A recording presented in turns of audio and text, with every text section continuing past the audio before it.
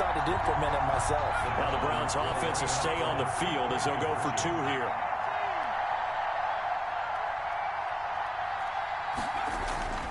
They'll look to throw. Steps away to his left. And he'll be hit as he releases it, and that'll fall incomplete. I don't know about you, but I can't wait for a few years of 2-point tries and see what the data tells us, because a lot of teams want to throw the ball in this situation. This time, unsuccessfully. I just wondered maybe running the ball might be the way to go. With it moved up from the 3 to the 2, you would think maybe a few more attempts at running. I think stats over time may bear out that running the ball will at least be the equal of throwing it in that situation. The Dolphins at the line ready for their next drive. And here we are almost through 3 quarters of play, and this passing game still has not really found any kind of rhythm. Put it mildly, because they're not even over 100 yards yet. And in today's NFL, where it's a pass-first league, that is quite surprising. Not many teams patient enough to stick with the run. Everybody wants to advance the ball through the air. They've got to get their timing back. And he powers his way up past the 30. 4 yards on the pickup there as it'll leave him with a third and about 4 more for a first. And it's 3rd down.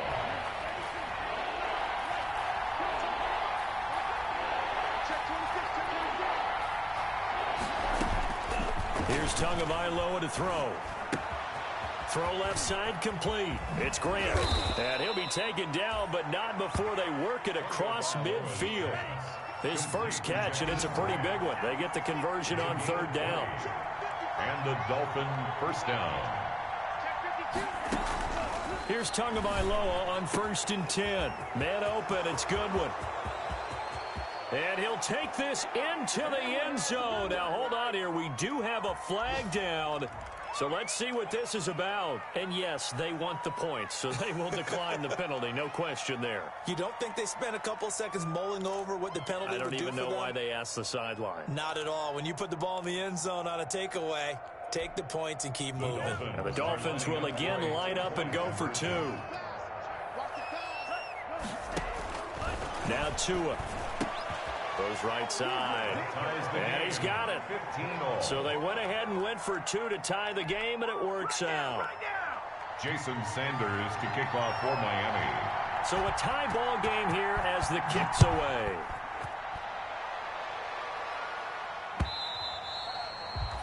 And this will not be returnable. It's out of the back of the end zone for a touchback. 5-yard line.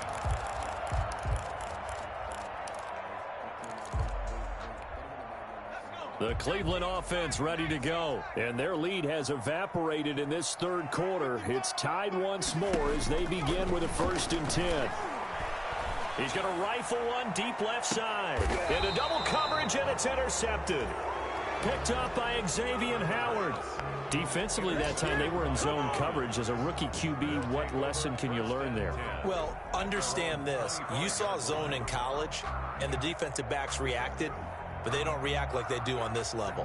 So when they're in zone and they see the ball coming to them, they'll react at least a half a second faster. You've got to know where you want to go with the ball and be decisive with it. Otherwise, the end result. And he's going to have to eat this one as down he goes. Man, he got in there so quickly, Charles. What could the offense have done to adjust and account for that? But what you're hoping is that you figure out and you see and get a clue that maybe there's going to be some pressure coming at you, and you change the blocking schemes. Maybe you go to max protection. The biggest one is maybe you bring your running back in to try and keep you clean. But in that case, that didn't happen. Zero accountability, and a sack resulted. And that is going to do it for this 3rd quarter of action. You're watching the NFL on EA Sports. They had the catch on 2nd down, but it didn't help at all, and now they're looking at 3rd down here.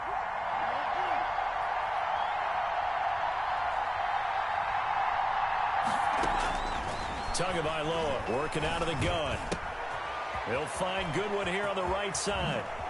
Whoosh. And past the 40 before he's out of bounds. A real letdown defensively. That was 3rd and a bundle, but they allow the conversion. Some good games going on in the early window.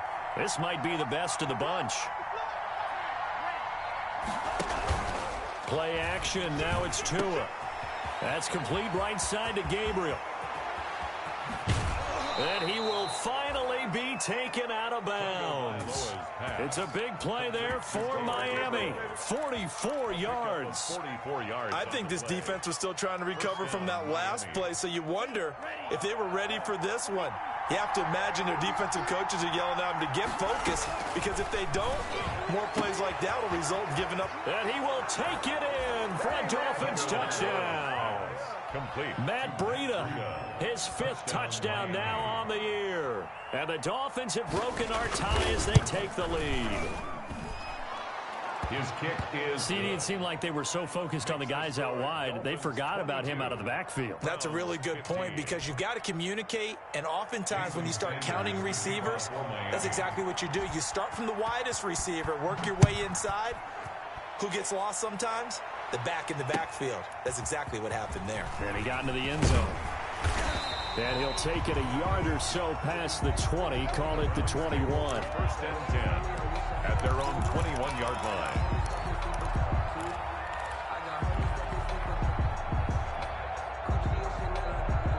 The Browns drive about to get started. And now, after the touchdown a moment ago, they work from behind in a 7-point game in this 4th quarter. Plenty of time on the clock. They go back to the air here after the INT on the last drive. And that'll be knocked away. It's incomplete. That's a nice job there, because you've got to play the ball, not the man when in coverage. That'll keep you away from a lot of needless penalties, and he's able to knock that one away. From the 21, it's 2nd and 10.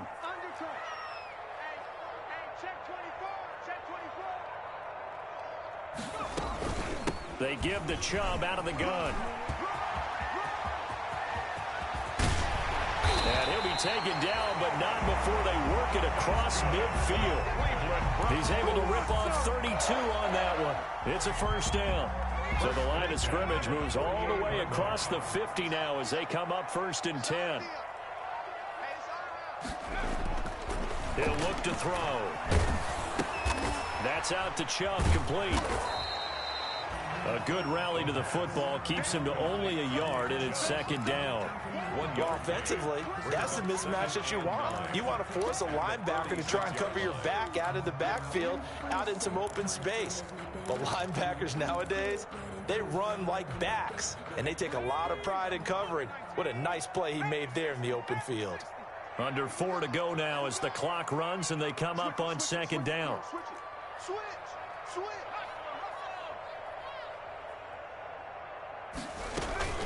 A run for Nick Chubb. They'll get only a couple down to the 44. Nick Chubb on the carry. The tackle made at the 44-yard line. A gain of 2 brings up 3rd and 7.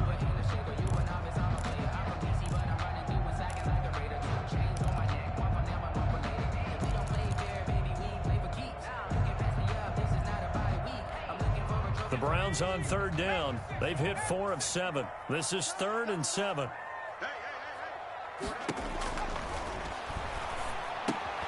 He rifles one that's intercepted. Picked up by Xavier Howard. And they will set up shop at their own 41-yard line. That time defensively looked like they showed quite a bit of pressure but backed off, and it proved fruitful. They get the pick. He went through all of his rules about getting rid of the ball quickly because he read blitz. He saw all those people stacked at the line of scrimmage, and then they fooled him by dropping into coverage. Now he's ready to get rid of the ball fast, but guess what? Too many defenders out there. Exactly as you described, an interception. The catch and run going to wind up netting him 33 yards. And the Dolphin 1st down. On play action, here's Tua. And he'll take this into the end zone for a Dolphins touchdown. Complete to Taylor Gabriel, his 1st touchdown on the year. And thanks to the interception, the Dolphins offense cashes in with 6. And the lead is up to 14. Makes the score Dolphins 29, Browns 15. Now after the touchdown, ready to kick it away is Sanders.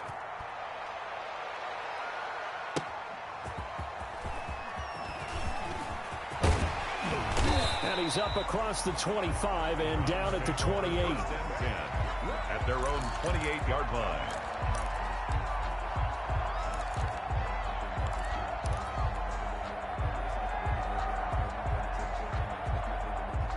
The Cleveland offense ready to go. And the interception last time on the opponent's side of the field, certainly not what they wanted.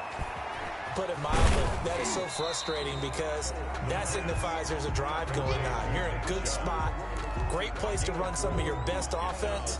Instead, they turn the ball over. Yeah, turned the ball over last time. See if they can avoid doing it here.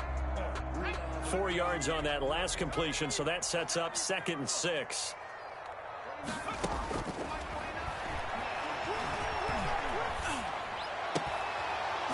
Down under 2 minutes to go in this football game. Come on, guys, let's go.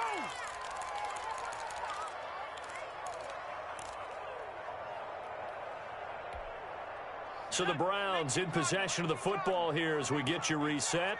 They face a 3rd down now as they try to find a late score. He'll look to throw. And he stopped up short of the first as they tackle him down at about the 36. They get only 4 that time as that leads us to a 4th down. You got the big lead defensively. Willing to give him that underneath stuff, right? And this is why you work on your tackling. Tackle them after the catch, inbounds, keep the clock running. Just go ahead and bleed the game out that way. They'll run for it. Chubb. And he's got the 1st down as he's up to the 45-yard line. They keep the game alive, at least for the moment, as it's a 1st down. The 4th down run successful. Now they look to pay it off on 1st down. Looking to throw. The Dolphins get there this time, and they bring him down. Kyle Van Noy in there to drop him as that clock continues to run. Great job defensively. I think he was trying to go through his progressions, find someone to get rid of the football. Before he knew it, he was on his back. So that just brings us right back to what you said in the beginning. A great job defensively. Nowhere to go with the football. That led to the sack. They lose 2 on that last play, so things get even tougher. 3rd and long coming up. And now we'll get a timeout here. They're able to stop it with 1 second to go in this game. Need something from deep in the bag of tricks here after 1st and 2nd down went backwards. It's 3rd and very long.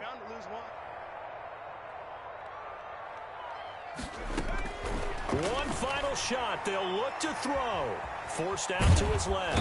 And he's going to lose a yard or 2. Taken down behind the line. So a victory here for the Miami Dolphins. And they were buoyed, Charles, by a big second half that put this one on ice. And I know a lot of people watching this one were thinking to themselves, I bet halftime was really interesting. Probably took the paint off the walls with some of the words that were said. But I get the sense that it was much more of the adjustments they made. They came in with a game plan that we saw that didn't work in the first half. They made the adjustments necessary, went away from that, and then they got it together, got a spark, and then took off. It's really nice to watch in the second half. So for Miami, they remain one of the hottest teams out there as the win moves them to 6-1. And they'll return home next week to take on the Kansas City Chiefs. Meanwhile, for Cleveland, things are definitely going south quickly as they fall now to 1-6. And they'll be at home for one next week as the Baltimore Ravens come to town. That'll do it for us. I'm Brandon Gaudin alongside Charles Davis. Thanks to our entire crew as well. We'll talk to you next time. So long, everybody.